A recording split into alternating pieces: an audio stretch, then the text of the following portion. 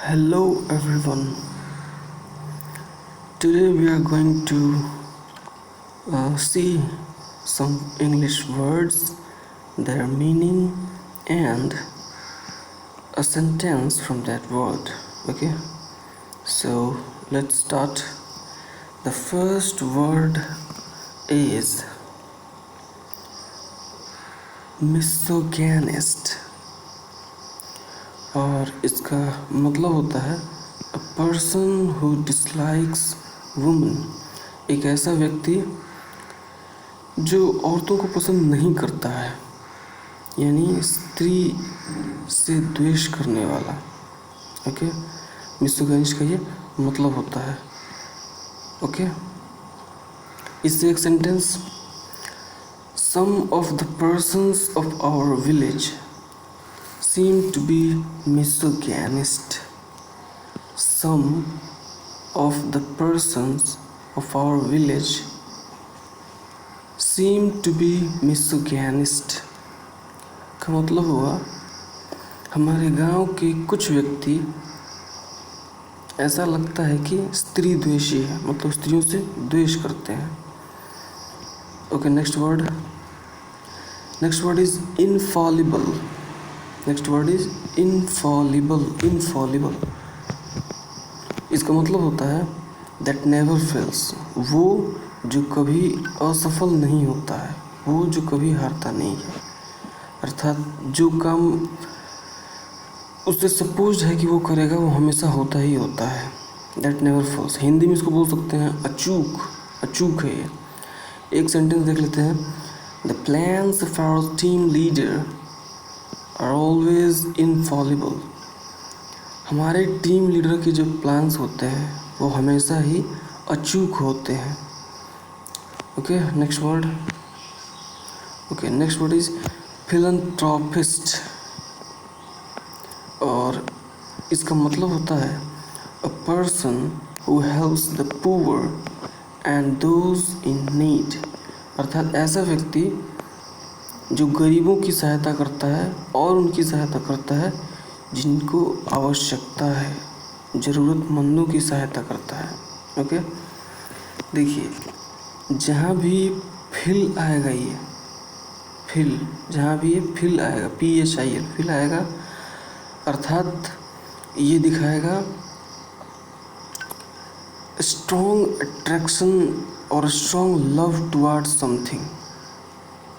तो fill anthro मतलब मानव, तो इसका मतलब रहता है मानव जाति से प्यार करने वाला, उसकी हेल्प करने वाला। ओके, इससे एक सेंटेंस देख लेते हैं। Uma is the only philanthropist in our family. का मतलब हुआ हमारे परिवार में, तुम्हारे परिवार में, इन योर फैमिली, तुम्हारे परिवार में केवल एक उमा ही ऐसी है जो कि फिलैंथ्रोपिस्ट है। का मतलब जो गरीबों की और ज़रूरतमंदों की सहायता करती है। तो फिलैंथ्रोपिस्ट का मतलब हो गया person who helps the poor and those in need. Next word है मिसंथ्रोपिस्ट। मिसंथ्रोपिस्ट भी बोलते हैं कई लोग इसको, और मिसंथ्रोपी भी सही है। तो a person who hates and avoids other persons, इसका मतलब हुआ एक ऐसा व्यक्ति जो दूसरे व्यक्तियों को हेट करता है और अवॉइड करता है। हेट मतलब घृणा करता है और उन्हें अवॉइड करता है। ओके, तो आप हिंदी में चाहें तो इसे बोल सकते हैं मानव द्वेषी। जहाँ भी मिस आएगा, MIS, मिस, ये जहाँ भी मिस आएगा वहाँ भी गलत, रॉन्ग अर्थ को लेकर आएगा। और एंथ्रोप का मतलब होता है मानव, जहाँ भी ये आएगा मानव से संबंधित अर्थ होगा उसका। तो मिस गलत और मानव, यानी कि जो मानव द्वेषी है, हेट करता है अदर पर्सन्स को, ऐसे व्यक्ति को बोलते हैं मिसंथ्रोप। एक सेंटेंस देखते हैं। सेंटेंस है some of the persons of our village are real misanthropes. का मतलब हुआ हमारे गांव के कुछ व्यक्ति ऐसे हैं जो सच में मानव द्वेषी है। Next word is cannibal.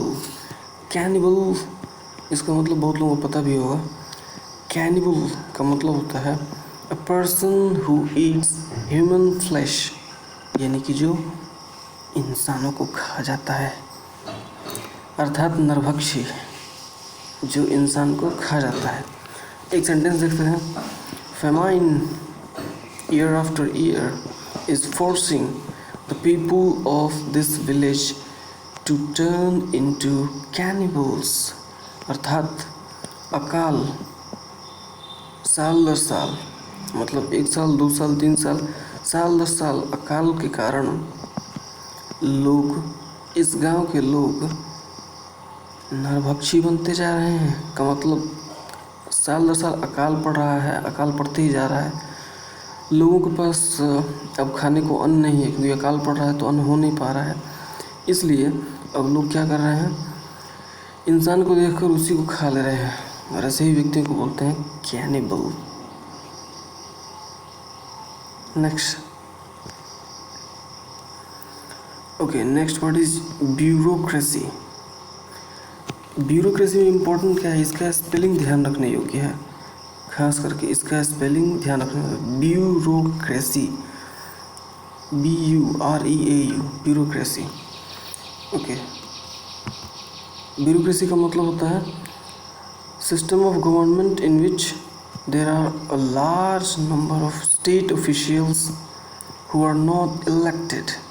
का मतलब एक ऐसा सरकारी तंत्र जिसमें बहुत सारे स्टेट ऑफिशियल्स ऐसे होते हैं जो इलेक्ट होके नहीं आते हैं। इलेक्ट मतलब जनता द्वारा इलेक्ट होके नहीं आते हैं। तो ऐसे शासन तंत्र को हम लोग बोलते हैं, ऐसे सरकारी तंत्र को हम लोग बोलते हैं ब्यूरोक्रेसी। ऐसे सरकारी तंत्र को बोलते हैं ब्यूरोक्रेसी। एक सेंटेंस देख लेते हैं।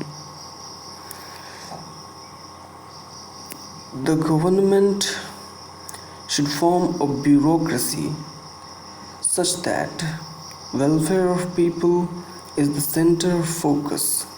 का मतलब हुआ सरकार को एक ब्यूरोक्रेसी इसको हिंदी में बोल सकते हैं नौकरशाही, एक ऐसे नौकरशाही यानी सरकारी तंत्र का निर्माण करना चाहिए, इस तरह से करना चाहिए ताकि वेलफेयर ऑफ पीपल का मतलब लोगों का कल्याण, जनता की भलाई, is the centre of focus, हमारे केंद्र पर रहे। फोकस मतलब हमारी दृष्टि के केंद्र पर रहे, जो भी हम लोग करने जा रहे हैं अटेंशन उसके केंद्र में रहे, अर्थात जनता की भलाई हमारा केंद्र बिंदु हो। सो ब्यूरोक्रेसी का मतलब हो जाता है सरकारी तंत्र जिसमें स्टेट ऑफिशियल्स इलेक्ट होके नहीं आते हैं। Next word is claustrophobia. ये भी बहुत अच्छा वर्ड है। ये सारे के सारे वर्ड्स प्रीवियस एग्जाम्स में आ चुके हैं। ओके, सो क्लास्ट्रोफोबिया का मतलब होता है an extreme fear of being in small confined place, अर्थात इसको हिंदी में कहना चाहे तो होगा छोटे जगह में होने का अत्यधिक डर। Extreme fear. फोबिया जहाँ भी आएगा, PHOBIA, फोबिया जहाँ भी आएगा एक्सट्रीम फियर को लेके आएगा। फोबिया का मतलब जहाँ भी फोबिया लगा हुआ है का मतलब होता है एक्सट्रीम फियर, उससे फियर का बोध होता है, मतलब डर का बोध होता है। जैसे क्लास्ट्रोफोबिया, जीनोफोबिया, अनेक तरह के फोबियाज हैं। फोबियाज के बारे में पढ़ेंगे आगे, पता चलेगा हमें। Okay, an extreme fever of being in small confined place का मतलब छोटी जगह में होने का अत्यधिक डर। कुछ लोग होते हैं ऐसे जिनको अगर छोटी जगह में छूट जाए तो लोग बहुत ज़्यादा डरते हैं। एग्जाम्पल देखते हैं, Ramu seems to be affected with claustrophobia. ऐसा लगता है जैसे कि रामू क्लास्ट्रोफोबिया से ग्रसित है, का मतलब छोटे जगह में होने से बहुत ज़्यादा डरता है। Next word is egoist. इसका तो मतलब बहुत ही लोगों को पता होगा। इगोइस्ट का सिंपल मतलब होता है अहमवादी। अहमवादी, a person thinks that he or she is better than others. एक ऐसा व्यक्ति जिसको ये लगता है कि वो दूसरों से बेहतर है, जिसे ऐसा लगता है कि वो दूसरों से बेहतर है। एक एग्जाम्पल देख लेते हैं।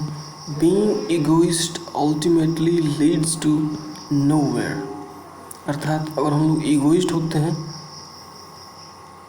तो हम कहीं कहीं नहीं जा पाएंगे, अर्थात हम किसी भी लक्ष्य को नहीं प्राप्त कर सकते। सेल्फ कॉन्फिडेंस और इगोइस्ट होना दोनों में अंतर है। सेल्फ कॉन्फिडेंस का मतलब होता है पर्सन को पता है कि मेरी क्षमताएं क्या हैं और वो वहीं तक अपने आप को काबिल मानता है। इगोइस्ट का मतलब होता है कि पर्सन काबिल जितना है उससे कई गुना ज़्यादा अपने आप को स्मार्ट समझता है। तो एक्चुअली ये चीज़ बुरी है, इगोइस्ट होना बहुत बुरा है, सेल्फ कॉन्फिडेंस होना अच्छा है। Next word is एलेगी। एलेगी, इसका सिंपल मतलब होता है अ पोएम और you can say song, a poem that expresses sadness specially for somebody who has did. एक ऐसी कविता जो दुख को व्यक्त करती है, खास करके ऐसे व्यक्ति के लिए जो मर चुका है।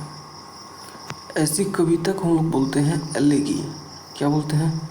एलेगी। एक सेंटेंस देखते हैं इससे। This poem falls in the category of an elegy. अर्थात ये कविता एलेगी के कैटेगरी में पड़ती है। अर्थात ये जो कविता है ये एक एलेगी है। और हिंदी में इसको बोलना चाहें तो एलेगी को बोल सकते हैं शोक गीत बोल सकते हैं। सिंपल शोक गीत, शोक में गाया जाने वाला गीत या कविता। नेक्स्ट वर्ड इज एपिलॉग और इसका मतलब होता है a speech at the end of a play, book or film that acts as a conclusion to what has happened। का मतलब एक स्पीच या फिर एक्ट भी हो सकता है, कुछ और भी हो सकता है। किसी नाटक, किसी किताब या फिर किसी फिल्म के अंत में जो कि अब तक जो कुछ हुआ है उसके कंक्लूजन के रूप में कार्य करता है। कंक्लूजन के रूप में कार्य करता है। ओके। जैसे हम लोग कोई ऐसे लिखते हैं या फिर कोई बड़ा सा लेख लिखते हैं तो उसके बाद से हम अंत में एक समरी देते हैं जिससे हमें ये पता चलता है कि जितना में लिखा है ऊपर बहुत ज़्यादा उन सब का मोटा मोटी क्या मतलब है, समरी। तो वैसे ही किसी नाटक, किताब या फिर फिल्म के अंत में एक ऐसा स्पीच होता है या फिर एक्ट जो हमें कंक्लूजन बताता है जो भी हुआ है अब तक उसका। इसको बोलते हैं एपिलॉग और हिंदी में आप इसे बोलना चाहें तो बोलते हैं उपसंहार। हिंदी में क्या बोलते हैं? उपसंहार। एक किताब के अंत में दिया होता है। सेंटेंस देखते हैं। You can get a wide idea of the book by just going through it's epilogue. का मतलब हुआ आप इस किताब का लगभग मोटा मोटी अर्थ पता कर सकते हैं, मोटा मोटी आप समझ सकते हैं इस बुक को केवल इसके एपिलॉग को पढ़कर। सही बात है। Next word is epitaph. ये वर्ड का मतलब बहुत लोगों को पता होगा, आसान सा वर्ड है। इसका मतलब होता है an inscription on the tombstone. Inscription का मतलब होता है उकेरा गया, खुद को उकेरा गया। तो पत्थर पे, खास करके पहले पुराने ज़माने में ऐसा होता था, पत्थरों पे उकेर के लिखाई की जाती थी। तो वही है एन इंस्क्रिप्शन ऑन ए टॉम्बस्टोन। अर्थात आदमी मर जाते हैं तो उसके पास एक पत्थर खड़ा कर दिया जाता है, वो है टॉम्बस्टोन। और उस पर जो कुछ भी लिखा गया होता है, जनरली प्रार्थना लिखी होती है, उसे ही बोलते हैं हम लोग एपिटाफ। ओके। इसको हिंदी में आप बोलना चाहें तो बोल सकते हैं समाधि लेख। क्या बोल सकते हैं? समाधि लेख, एपिटाफ, समाधि पर लिखा जाने वाला लेख। Sentence the epitaph on that tombstone was a bit poetic का मतलब हुआ उस टॉम्बस्टोन पे जो एपितफ यानी प्रार्थना लिखी समाधि लेख लिखा गया था वो ज़रा सा पोएटिक था। पोएटिक मतलब कविता के जैसा था, ज़रा सा कविता के जैसे था। तो ये एक सेंटेंस हो गया। नेक्स्ट वर्ड देखते हैं। The next word we have is fastidious. Fastidious का मतलब होता है being very careful that every detail is correct. बहुत ही ज़्यादा केयरफुल होना, सावधान होना कि जो भी डिटेल्स हैं वो सब करेक्ट हों। ओके, और ये जनरली बहुत मुश्किल होता है, बहुत ही मुश्किल होता है। एक सेंटेंस देखते हैं। My friends fastidious behaviour annoys me a lot। मेरे दोस्त का फास्टिडियस बिहेवियर जो होता है वो मुझे बहुत ही ज़्यादा परेशान करता है। का मतलब मेरा दोस्त ऐसा है जो हर डिटेल को, हर चीज़ एकदम सही जगह पे, एकदम करेक्ट, हर चीज़ ऐसा चाहता है और ये मुझे कई बार परेशान करता है। तो फास्टिडियस का मतलब हो गया very careful about every detail. और हिंदी में अगर इसको हम लोग बोलना चाहें तो आप लोग याद रख सकते हैं, हिंदी में इसको बोलते हैं दुराराध्य, मतलब मुश्किल, बहुत मुश्किल होता है। Next word is inevitable. इसका मतलब तो बहुत लोगों को पता होगा। थैनोस ने क्या कहा था? I am inevitable. इनएविटेबल का मतलब होता है अपरिहार्य, हिंदी में that you can not prevent, जिसे आप रोक नहीं सकते, जिसे आप रोक नहीं सकते उसे बोलते हैं इनएविटेबल, जो होना ही होना है। ओके, एक सेंटेंस देखते हैं। If we keep wasting water in such unimportant things water scarcity is inevitable. का मतलब यदि हम लोग ऐसे ही अनइम्पॉर्टेंट यानी कि जो ज़्यादा ज़रूरी नहीं है वैसे चीज़ों में अगर हम लोग पानी को बर्बाद करते रहें तो पानी की कमी अवश्यंभावी है, अपरिहार्य है, वो होकर ही रहेगा। The next word is optimist. Optimist का मतलब होता है आशावादी। ऑप्टिमिस्ट का मतलब क्या होता है? आशावादी, ऑप्टिमिस्ट। और इसका इंग्लिश में मतलब होता है a person who always expects good things to happen and or things to be successful. का मतलब हुआ एक ऐसा व्यक्ति